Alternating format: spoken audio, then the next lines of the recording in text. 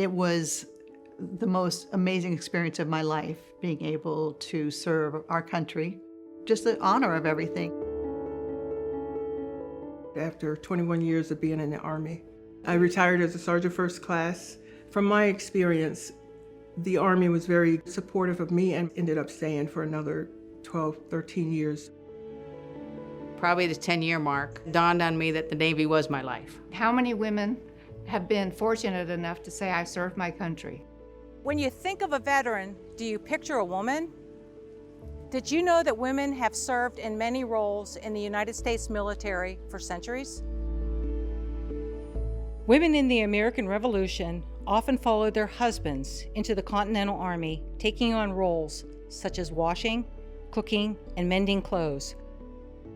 But it was not unusual for them to pick up their wounded husband's weapon and join the fight. The Civil War shows images of women that center on self-sacrificing nurses, romantic spies, or brave ladies maintaining the home front in the absence of their men. Both the Confederate and Union armies forbade the enlistment of women, so women soldiers assumed masculine names and disguised themselves as men. World War I brought in new roles for women. Women played vital roles, not just in the war, but also in the country's economy. They did manual labor, worked on farms, in factories, served in local governments, and provided stateside military services from transportation to aid. For the first time, women were allowed to join the military. Some worked on the home front while others traveled to Europe, and still others traveled to overseas units to assist soldiers.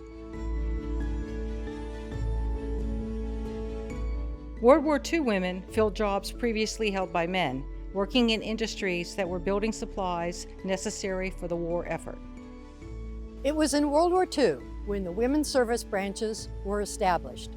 First came the Army WACs, followed by the Navy WAVES, the Air Force WASPs, and the Coast Guard SPARs.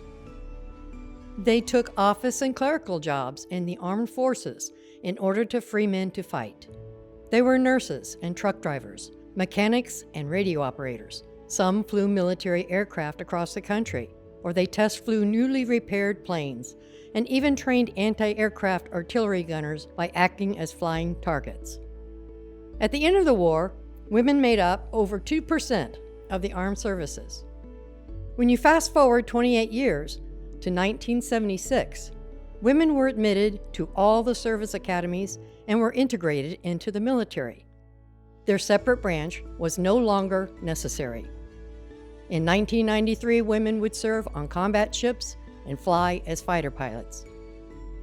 Today, women are eligible to compete for assignment in all military occupational specialties and positions and comprise nearly 11% of the total veteran population. So, why is it that every day women veterans go overlooked and often less recognized, less valued than their male counterparts? Why is it that some people don't see us as veterans? Because we do not wear the ball cap or the t-shirt. Could it be lack of knowledge, lack of awareness, or just a culture lag? The Tri-County Women Veterans Association, a group of over 200 women in Central Florida in the counties of Sumter, Lake, and Marion, want to increase the awareness and start the dialogue and open eyes to the myriad levels of expertise women veterans possess. In 1977, I was very lucky to be assigned out of officer candidate school to a ship, and I served with another woman officer and 10 enlisted women aboard the Coast Guard cutter Gallatin. It's important to understand how women have contributed to the Coast Guard in terms of law enforcement, search and rescue. I served in the United States Air Force as a non-commissioned officer sergeant. And I was the only female that's ever been in the military in my family, so it was quite an honor. I did computer operations attached to intel units. I think, though, the best part of my career in the Air Force was winning the John Levittow Award for leadership.